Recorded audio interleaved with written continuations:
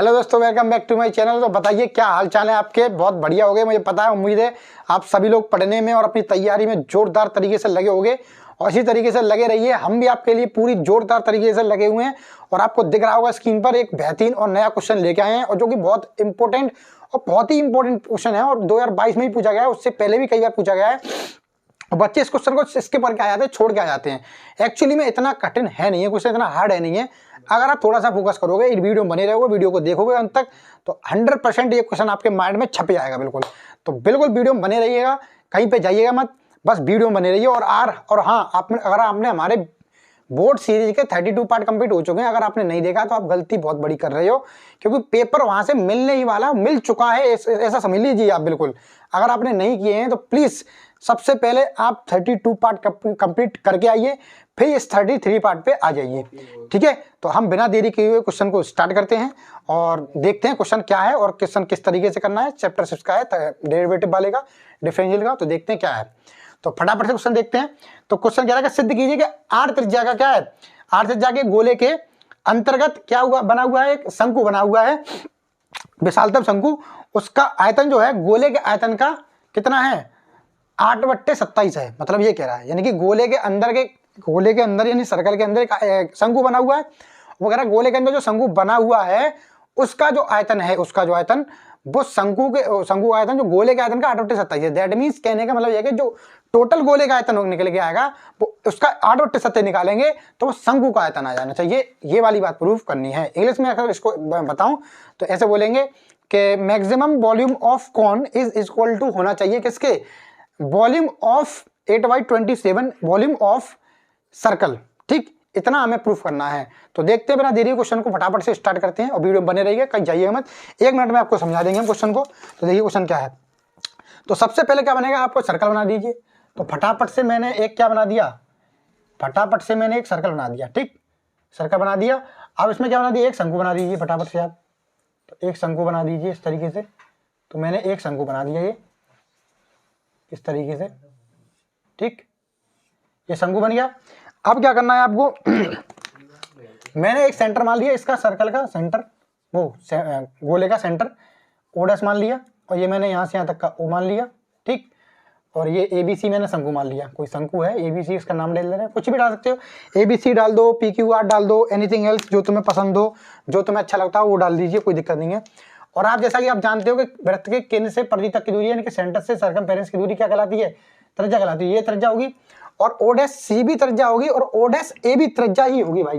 क्यों, क्योंकि ये भी केंद्र से परिधि तक की दूरी और ये भी केंद्र से परिधि की दूरी है, तो दोनों ये क्या होगी, रेडियस होंगी सर्कल की, यानी कि त्रिज्या होंगी सर्कल की, ये वाली और ये वाली। तो मैं इसमें फटाफट से मैं लिख देता हूँ, जो जो मैंने माना है आपको लिखना पड़ेगा। तो क्या लिखना पड़ेगा, तो मैंने माना कि O' वृत्त का क्या है, वृत्त का केंद्र है।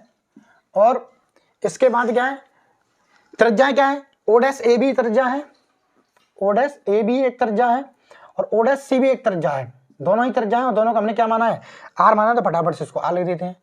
आप लिखना चाहते हो बगल में लिख सकते हो, ये वृत्त की क्या है, त्रिज्या। तो लिख दीजिए वृत्त की त्रिज्या है, तो वृत्त की त्रिज्या है। अब लिख सकते हो, कोई दिक्कत नहीं है। थोड़ा क्लैरिफिकेशन मिल जाता है इन चीज़ों से, होता कुछ नहीं है, थोड़ा सा आपको और अच्छा समझ आएगा लिखने से। तो इसलिए मैं लिखता जा रहा हूँ साथ साथ। और दूसरी बात इसमें क्या करनी है, और देख लीजिए, इसमें हाइट मान ले रहे हैं, हमने हाइट मान ली, इसकी शंकु की मान ले रहे हैं कि h है, क्योंकि ये हाइट तो कुछ मानना पड़ेगी ना। तो मैंने हाइट मान ली इसकी स्मॉल h है, इसकी हाइट ये मैंने मान ली स्मॉल h। तो ये मैंने स्मॉल h मान ली, हाइट मान ली शंकु की। तो मैं लिख दूंगा शंकु की हाइट माना, शंकु की ऊंचाई माना, शंकु की ऊंचाई क्या है, स्मॉल h है, यानी कि O से लेके A तक की दूरी क्या है, ऊंचाई है, h है। क्लियर भाई, आपको क्लियर हुआ यहाँ तक। अगर मैं आपसे पूछूं कि बच्चों ये बताओ कि O से लेके O' तक की लेंथ क्या होगी भाई, तो आप चक्कर में पड़ जाओगे। तो चक्कर में नहीं पड़ना भाई, O से A तक की दूरी को हमने क्या माना है, शंकु की हाइट, वो क्या मानी है, h। अगर इस h में से ये वाली चीज क्या है, O' ये त्रिज्या है। ठीक है, तो अगर ये त्रिज्या मैं इसमें घटा दूंगा, यानी कि ये कितनी है, R ही तो है, तो R घटा दूंगा तो h माइनस R जो बचेगा, बचेगा वो क्या हो जाएगी, O' की दूरी आ जाएगी। O' हमारा निकल आया h माइनस R। क्लियर है यहाँ तक। हाँ भाई, आगे चलते हैं। इसके बाद क्या करना है, तो हमें ऊंचाई पता चल गई है और त्रिज्या पता चल गई है, ठीक, सारा कुछ पता चल गया। अब आपको लगाना है पाइथागोरस प्रमेय। क्या लगाना है? पाइथागोरस प्रमेय। क्यों लगाना भाई? इसी लगाना क्योंकि आपको शंकु की हाइट तो आपने मान ली h है, बट आपको शंकु के ये नहीं पता, आधार नहीं पता ना, बेस नहीं पता ना, बेस कितना है। तो बेस निकालने के लिए क्या करना पड़ेगा आपको? क्या करना पड़ेगा? पाइथागोरस प्रमेय लगानी पड़ेगी, पाइथागोरस थ्योरम लगानी पड़ेगी। उससे आपका बेस निकल आएगा। किसका? शंकु का बेस निकल आएगा, शंकु का आधा निकल आएगा, और जिसकी यहाँ पे बहुत ज्यादा जरूरत पड़ेगी। क्यों जरूरत पड़ेगी? क्योंकि आपको आयतन पूछा गया है शंकु का, और मैक्सिमम तो शंकु आयतन 1/3 पाई आर स्क्वायर h होता है। तो आर भी तो चाहिए आपको, तो आर निकालने के लिए किसकी? शंकु की। तो शंकु की आर निकालने के लिए हमें क्या करना पड़ेगा? पाइथागोरस प्रमेय लगाना पड़ेगा। तो यहाँ लिख दीजिए पाइथागोरस प्रमेय से, पाइथागोरस प्रमेय से। तो कैसे लगाएंगे पाइथागोरस प्रमेय? इसमें लगा दीजिए ट्रायंगल AOB में, या इसमें लगा दिए O' और इसमें C में। ये ट्रायंगल ले लीजिए आप फटाफट से। तो थोड़ा मैं ऊंचा लिखता हूँ, दिक्कत नहीं आ जाएगी, तो थोड़ा नीले पेन से लिखता हूँ, थोड़ा आपको और क्लियर बिल्कुल एकदम बेहतरीन तरीके से देखें। तो ट्रायंगल हमने ले लिया, कौन सा वाला ट्रायंगल? हमने ले लिया O'OC से, O'OC से। अब इससे हम निकाल लेंगे, देखिए OC निकालनी है हमें। तो OC बराबर क्या होगा बच्चों? OC लिख लो या C लिख लो, कोई फर्क नहीं पड़ेगा, एक ही बात है। तो OC बराबर कुछ नहीं होगा मेरे भाई, अंडर के अंदर हाइपोटेन्यूज का स्क्वायर माइनस परपेंडिकुलर का स्क्वायर, यानी कि कड़ का स्क्वायर माइनस के लंब का स्क्वायर। क्योंकि ये 90 डिग्री का है ना, तो राइट एंगल ट्रायंगल बन गया, समकोण त्रिभुज बन गया। तो लिख देंगे क्या? O' का वर्ग माइनस O' का वर्ग, ये हो जाएगा भाई, ठीक। तो OC यहाँ से तुम्हारी आराम से इत्मीनान से निकल आएगी पाइथागोरस प्रमेय लगा के। तो O' कितनी है? R है, तो ये हो जाएगी R का स्क्वायर, क्योंकि हमारा कड़ यही तो होगा, त्रिज्या तुम्हारी कड़ होगी सबसे बड़ी भुजा। और O' क्या है हमारा? परपेंडिकुलर। तो ये हम निकाल चुके हैं O' देखो H माइनस R निकाला था मैंने, तो H माइनस R निकाला था, ठीक, कैपिटल R लिखेंगे, सॉरी। तो H माइनस R का होल स्क्वायर, क्लियर। यहाँ पे इसका अगर मैं होल स्क्वायर खोलूँ तो OC बराबर क्या बन जाएगा? यहाँ हो जाएगा R स्क्वायर, यहाँ स्क्वायर का H स्क्वायर, ये माइनस का भी साथ साथ गुणा कर देंगे, तो माइनस R स्क्वायर और प्लस के 2HR, ये हो जाएगा होल स्क्वायर। बोला आ जाना। तो इसमें R स्क्वायर से R स्क्वायर कैंसिल आउट हो जाएगा। तो आपको जो OC की रियल जो वैल्यू मिलेगी आपको, वो मिलेगी रूट में 2HR माइनस H स्क्वायर। बोलो भाई, 2H कैपिटल आ रहे हैं, ठीक, 2HR। तो ये आपको OC की वैल्यू निकलेगी। OC की वैल्यू मिलने का मतलब ये है कि आपने शंकु की रेडियस निकाल ली, शंकु का आधार निकाल लिया, इसका मतलब ये है OC का मतलब, ठीक।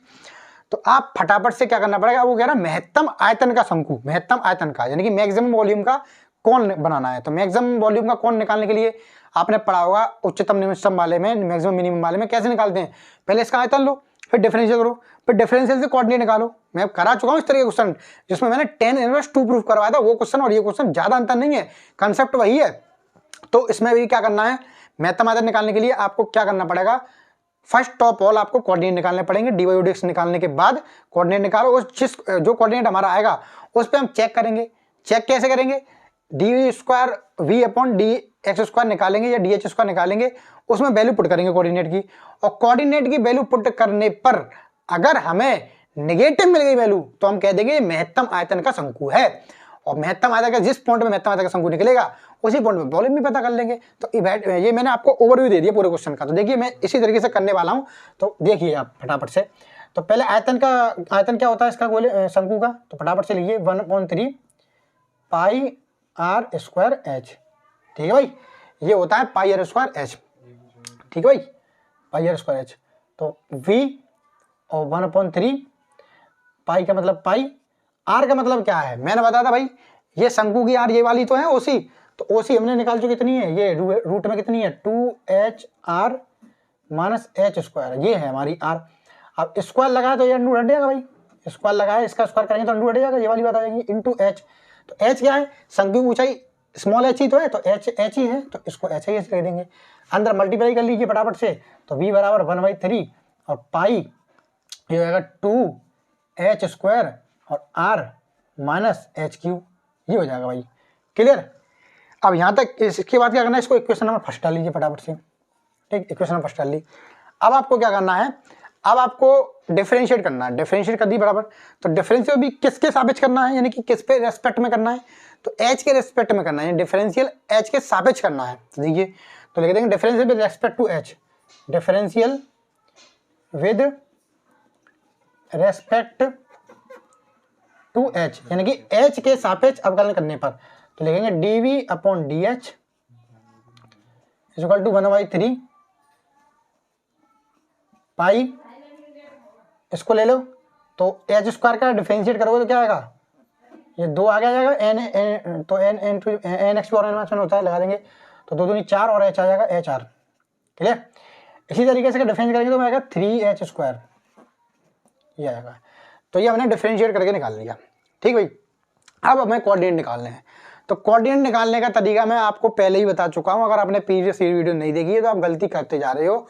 और अगर इस वीडियो में अगर बने हुए आप अगर देख रहे हो मुझे, तो फटाफट से जाइए और 10√2 वाले प्रूफ मैंने किया था क्वेश्चन, उसको देख के आइए, इस क्वेश्चन को तब देखिए क्योंकि आपको बहुत अच्छा समझ आएगा। तो देखिए, तो इसमें क्या करना है, इसमें dy/dt इसको d0 करना है, यानी कि dv upon dh equal to 0 लेना है। ठीक, तो ले लीजिए फटाफट 0 0 से ले देखो, हमें कोऑर्डिनेट पता करने हैं, हमें रिलेशन पता करना है। ठीक है, तो देखिए, तो क्या करेंगे, तो करना क्या है, तो 0 ले लेंगे, तो 0 ले लेंगे तो यहाँ पे 0 रखेंगे, dx बराबर 0 इक्वल टू 1/3 और ये पाई, और ये तुम्हारा अंदर क्या चल रहा है 4HR माइनस 3h स्क्वायर, ये आ जाएगा। अब 1/3 पाई को 0 में भेज देंगे, 0 चला जाएगा, तो यहाँ पे जो आपका आ जाएगा 4HR minus 3h square equal to 0। अगर मैं इधर से h का मान निकालूं तो h को मैं ले लूँ, या तो मैं कह सकता हूँ सीधे सीधे, तो यहाँ आएगा 4R माइनस 3h। सही बात है, बिल्कुल सही बात है। क्यों, मैंने यहाँ से h को मैं ले लिया तो यहाँ पे 4h बचेगा, यहाँ पे 3h बचेगा। क्लियर यहाँ तक। इतना करने के बाद यहाँ पे तो h की वैल्यू एक तो 0 आ जाएगी, और इसको 0 बराबर करेंगे तो 4R minus 3h equal to 0 हो जाएगा। दैट मीन्स यहाँ से अगर मैं h की वैल्यू निकालूंगा तो 3h इक्वल टू आ जाएगा 4R, यानी h की वैल्यू आपको जो मिलेगी 4/3 और r मिलेगी। ये आपको h की वैल्यू मिल चुकी है। क्लियर यहाँ तक।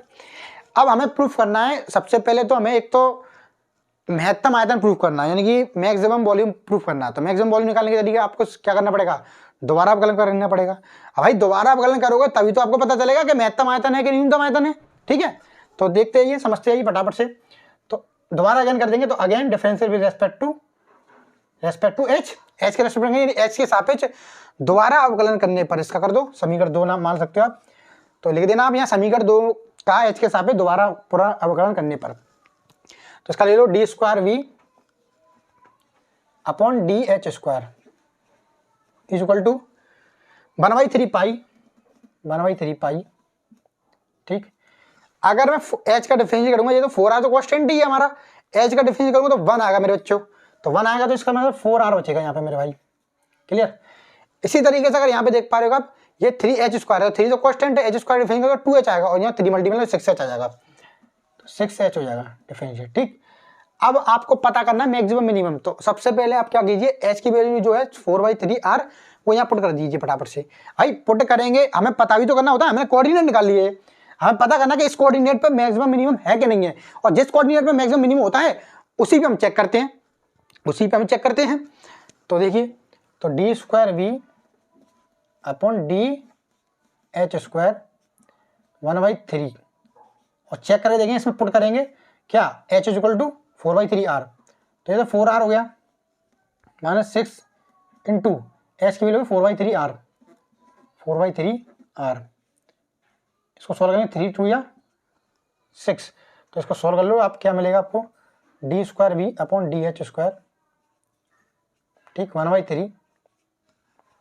ठीक, तो इस पे देखते हैं क्या होगा, तो इस पे तो 4R हो जाएगा, यहाँ पे ये हो जाएगा 4 2 या 8R। अब 4 8 में इसमें घटाएंगे तो क्या बचेगा, तो d² upon dh square visible हो पा रहा है 1/3 पाई, और ये माइनस का आ जाएगा भाई, क्यों माइनस का 4 आ जाएगा, कितना माइनस का 4R। अब मेरे प्यारे बच्चों या माइनस के 4 आ जाएगा, यानी कि ये पूरी value d square v upon d h square की वैल्यू हमें नेगेटिव मिली है। अब आप में वही वाली बात है, आप क्वेश्चन नहीं देख रहे पीछे वाले, पहले देख के आइए प्लीज। अगर आप वो नहीं देखोगे तो आपको दिक्कत होनी यहाँ पे। तो 10^2 में आपने देखा होगा, मैंने पीछे क्वेश्चन करा था, जो बच्चे देख चुके हैं उनको पता होगा, वहां पे भी नेगेटिव वैल्यू आई थी, तब हमने वहां पे प्रूफ किया था कि मैक्सिमम आयतन है। तो हमारा यहाँ पे नेगेटिव आया है, ये नेगेटिव आया, इसका मतलब ये है कि ये वाली चीज जो है आयतन जो है वो आयतन महत्तम है। अगर ये पॉजिटिव आता तो न्यूनतम होता। तो यहाँ लिख देंगे ये महत्तम आयतन है, ठीक है। तो लिख देंगे यहाँ पे, थोड़ा मैं जगह लेकर बना के लिख दे रहा हूँ, थोड़ा आगे बढ़ा के, तो लिख दूंगा d square v upon d h square equal to minus के 1/3 पाई, और ये हो जाएगा क्या, या 4/3 लिख दो, 4/3 और आर, ये हो जाएगा। तो लिख सकते हैं आता है। अब लिख देंगे हम इसके बेसिस पे लिख पाते हैं हम, आयतन मिनिमम है मैक्सिमम है, तो लिख देंगे आता है शंकु का आयतन महत्तम है, शंकु का आयतन महत्तम है। तो पहली बात हमने प्रूफ कर ली कि शंकु का महत्तम आयतन है। अब वो कह रहा है कि शंकु का अगर महत्तम आयतन वाला शंकु है, वो कह रहा है कि महत्तम आयतन वाला शंकु है, तो हमने प्रूफ कर ली महत्तम आयतन वाला शंकु है, ये बात हमने प्रूफ कर ली। अब वो कह रहा है कि महत्तम आयतन वाला शंकु है, तो बताइए ये जो शंकु है इसका गोले का आयतन का कितना 8/27 है कि नहीं है, तो ये वाली बात प्रूफ करनी है। तो एक बात प्रूफ हो गई, अब दूसरी बात प्रूफ करेंगे। तो आयतन जो है इसका शंकु का गोले का आयतन का 8/27 है कि नहीं है, ये वाली बात प्रूफ करनी है। तो देखते हैं, इसको भी देख लेते हैं फटाफट से। तो एक नजर डाले थे इस पे भी, तो फटाफट देखिए। तो इसको करना बहुत ही आसान है।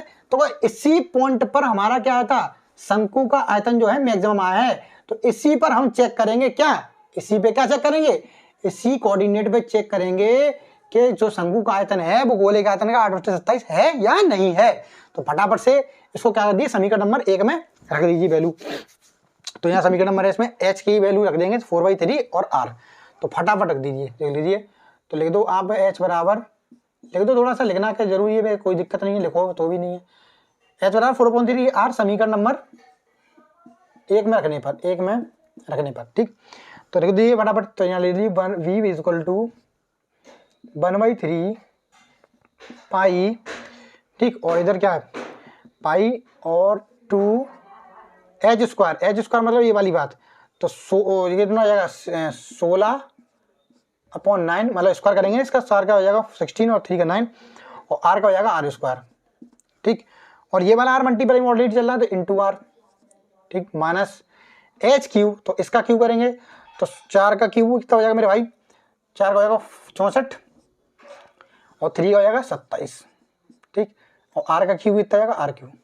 तो मैंने इसका क्यू कर दिया। अब इसको सॉल्व कर लेंगे, सॉल्व करना तो बहुत ही आसान है, पाई, ठीक। तो देखो अब यहाँ पे क्या है, इसका हो जाएगा 16 दूनी 32 आर क्यू अपॉन 9 माइनस 64/27 या आर क्यू, ठीक, ये हो जाएगा। अब इसका ले लेंगे एलसीएम, क्या ले लेंगे एलसीएम। तो एलसीएम ले लीजिए फटाफट से आप, 1/3 पाई। तो एलसीएम ले लेते, तो एलसीएम आएगा 27 आएगा, तो 3 टाइम जाएगा, तो यानी कि आएगा इसका 27 आएगा एलसीएम। तो 9 3 27 और 3 6 3 का 9, ठीक, 96 आएगा, 32 से 96, ठीक है। और 96 आर क्यू में से सबट्रैक्ट कर देंगे 64 आर क्यू, हटा दीजिए फटाफट से। 96 आर क्यू में से 64 आर क्यू हटा दिए, तो 1/3 पाई, और ये घटा देंगे तो बचेगा 2 और ये 3, 32 आर क्यू अपॉन 27। क्लियर, यहाँ तक आपके समझ आ गया होगा। अब क्वेश्चन का आंसर बिल्कुल बहुत करीब हो आप, बस थोड़ा सा आपको दिमाग लगाना है। तो दिमाग देखिए कैसे लगाना है, आपको पता है कि आपको यहाँ पे पता ही होना चाहिए गोले का आयतन क्या होता है। अगर आपको नहीं पता तो थोड़ा सेट करने में दिक्कत हो जाएगी आपको, क्योंकि आंसर तो आ गया आपके सामने पर आपको दिख नहीं रहा होगा। तो दिखने का तो क्यों नहीं दिख रहा, क्योंकि आपको फॉर्मूला नहीं याद है। तो फॉर्मूला याद होना चाहिए। आयतन होता है गोले का 4/3 पाई आर क्यू। तो यहाँ पे 4/3 पाई आर क्यू बनाएंगे और देखते हैं क्या बनता है। तो 4 चाहिए और मुझे 3 भी चाहिए, तो इस 32 में से मैं 4 निकाल ले रहा हूँ ना, तो 4 निकाल लो। तो कैसे निकालूंगा, 1/3 में इसको ब्रेक कर दे रहा हूँ। कैसे, मैं इसको ऐसे भी तो लिख सकता हूँ, कैसे, इसको लिख सकता हूँ मैं 4 आर क्यू, ठीक, इंटू 8। बोलो इस बात को मैं ऐसे लिख सकता हूँ कि नहीं लिख सकता हूँ, बिल्कुल लिख सकता हूँ मेरे भाई। तो ठीक, v इक्वल टू, अब ये 4 इसके नीचे ले लूं मैं, 4/3 और पाई आर क्यू। ये वाली जो चीज दिख रही है ना आपको पीछे वाली, ये वाली ये आपको लास्ट में रखनी है, तो इंटू 8/27। अगर आप थोड़ा ध्यान से देख पा रहे होगे तो ये जो आयतन आपको दिख रहा है ये वाला, ये किसका आयतन है मेरे भाई, बता दो फटाफट से। बोलते क्यों नहीं हो आप, बोलते नहीं हो आप, फटाफट से बोलिए कितने का आयतन है। तो ये गोले का आयतन नहीं है, बोलो। ये गोले का आयतन ही तो होता है 4/3 पाई आर क्यू, तो लिख दीजिए। और ये बी आपको किसका, बी आयतन किसका माना था आपने, वी माना था आपका, शंकु का आयतन था वी किसका था, शंकु का आयतन। तो लिख सकते हैं यहाँ पे कि क्या, तो वी को लिख सकते हैं शंकु का आयतन, तो लिख दो शंकु का आयतन, शंकु आयतन इज इक्वल टू ये वाला किसका है, गोले का आयतन, तो इनटू गोले का आयतन, गोले का आयतन आगे विजुअल हो पा रहा है, इनटू 8/27। तो ये हो गया हमारा क्वेश्चन प्रूफ, बिल्कुल हो गया, आराम से हो गया। तो शंकु का आयतन, गोले का आयतन और 27 है, बिल्कुल प्रूफ कर दिया क्वेश्चन। ठीक है, तो आपको पहले तो सबसे पहले आप स्क्रीनशॉट ले लीजिए इसका क्वेश्चन का फटाफट से। और हाँ, अगर आपको क्वेश्चन अच्छे लग रहे हैं, हमारी मेहनत बहुत बेहतरीन लग रही है, आपको अच्छी लग रही है, इसी तरीके से आप चैनल पर बने रहिए। हम आपके लिए बेहतरीन और नए क्वेश्चन और बेहतरीन क्वेश्चन 27 तारीख में आने वाले क्वेश्चन, जो 27 तारीख को पेपर में आएगा ही आएगा क्वेश्चन, वो क्वेश्चन आपके लिए लाते रहेंगे। तब तक के लिए अपना ख्याल रखिए, खुश रहिए, मजे करिए, पढ़ते रहिए, मेहनत करते रहिए। नए क्वेश्चन के साथ अगले दिन फिर मिलेंगे। और तब तक के लिए अगर आप चैनल के नए हो तो चैनल को सब्सक्राइब कीजिए, बेल आइकन पर क्लिक कीजिए, नए नए नोटिफिकेशन आपको मिलते रहेंगे इसी तरीके से। तब तक के लिए ख्याल रखिए, बाय बाय, टेक केयर।